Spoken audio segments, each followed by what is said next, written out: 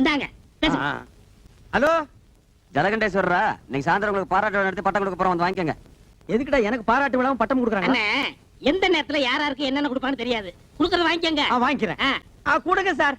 நீங்க என்ன பண்றீங்க? உங்க ஜீப் எடுத்துட்டு நேரா சைதாப்பேட்டை போய் இன்ஸ்பெக்டர் ஜெயராமனை பிக்கப் பண்ணிட்டு 6 மணிக்கு ஐஜி ஆபீஸ் வந்து சேருங்க.